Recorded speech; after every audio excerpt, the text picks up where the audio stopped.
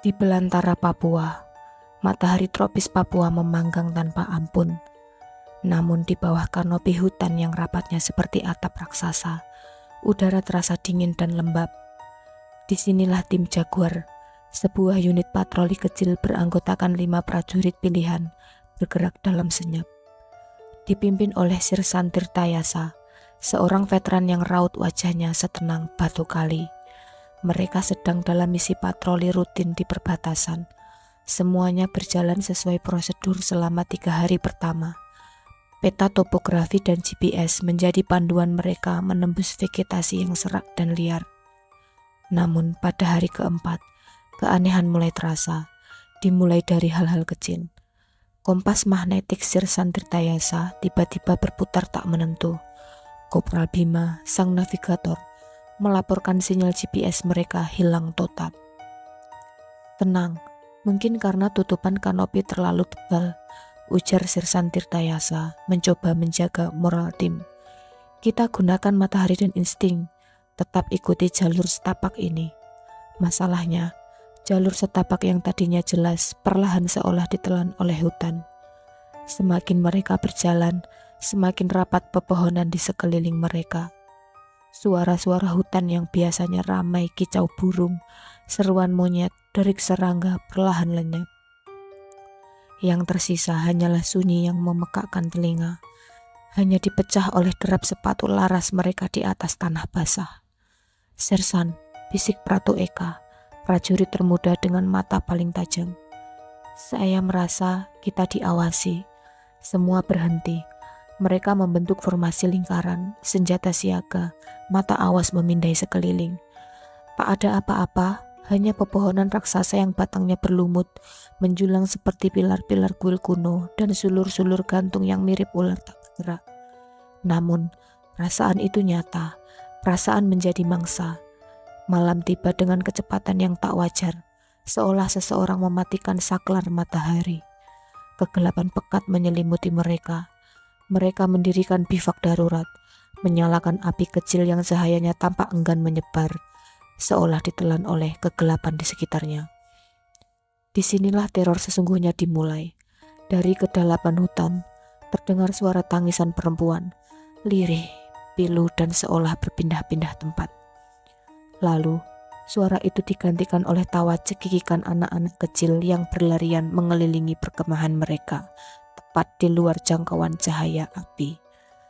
Mereka tak bisa melihat apa-apa, tapi mereka bisa mendengar derap kaki-kaki kecil di atas daun kering. Jaga posisi, jangan ada yang menembak tanpa perintah, seru Sirsan Tirtayasa. Jantungnya berdebar kencang meski wajahnya tetap tenang. Raka Joko yang duduk di sebelah Sirsan Tirtayasa tiba-tiba menoleh tajam ke arah kegelapan. Ayah, panggilnya dengan suara bergetar.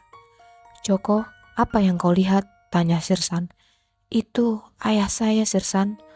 Beliau memanggil saya, jawab Joko. Matanya terpaku pada satu titik di antara pepohonan. Tirtayasa dan yang lain tak melihat apapun.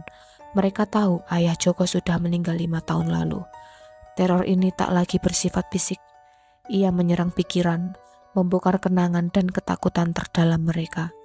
Malam itu terasa berlangsung selamanya. Mereka mendengar suara derap langkah pasukan berkuda, padahal tak mungkin ada kuda di medan seperti ini. Mereka mencium bau kemenyan dan bunga busuk yang menyengat. Puncaknya adalah ketika Pratu Bayu, yang paling religius di antara mereka, teriak ngeri. Di atas dahan pohon besar di depan mereka, ia melihat sesosok bayangan hitam besar tanpa wajah. Hanya 2 titik mata merah menyala yang menatap lurus ke arah api unggun mereka. Saat fajar yang pucat akhirnya tiba, mereka semua kelelahan secara mental dan fisik. Mereka berkemas dalam diam dan mencoba melanjutkan perjalanan. Namun, mereka hanya berputar-putar. Pemandangan yang mereka lewati terasa sama, seolah mereka terjebak dalam sebuah lingkaran tanpa ujung.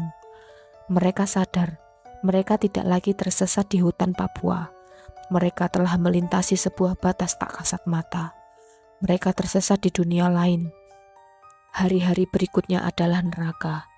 Persediaan makanan menipis, halusinasi semakin menjadi-jadi. Mereka melihat sungai yang airnya berwarna merah darah, pepohonan yang batangnya seolah memiliki wajah-wajah menderita, dan bayangan-bayangan lincah yang selalu bergerak di sudut mata mereka. Upaya mereka untuk melawan, untuk mencari jalan keluar dengan logika militer, semuanya sia-sia. Dunia ini tidak tunduk pada hukum fisika atau logika manusia. Pada hari ketujuh, mereka ambruk di sebuah tanah lapang yang aneh. Di tengahnya berdiri sebatang pohon beringin raksasa yang akarnya menjuntai seperti tirai-tirai hidup. Di bawah pohon itu, energi dingin dan purba terasa begitu kuat. Mereka tahu ini adalah pusatnya. Keputusasaan telah mencapai puncaknya. Sirsan Tirtayasa menatap wajah-wajah anak buahnya yang pucat dan cekung. Semua keahlian tempur, semua pelatihan keras yang mereka jalani tak ada artinya di sini. Letakkan senjata kalian, perintah Tirtayasa dengan suara serak. Anak buahnya menatap percaya. Dunia ini tidak bisa dilawan dengan peluru, lanjutnya. Kita sudah mencoba segala dengan kekuatan kita dan kita gagal. Hanya ada satu cara yang tersisa. Ia meletakkan senapan serbunya di tanah. Lalu ia berlutut, menundukkan kepalanya dalam-dalam. Kita pasrah, katanya. Kita serahkan nasib kita pada Tuhan yang Maha Kuasa. Jika ini akhir kita, kita terima. Jika masih ada jalan, hanya Dia yang bisa menunjukkannya.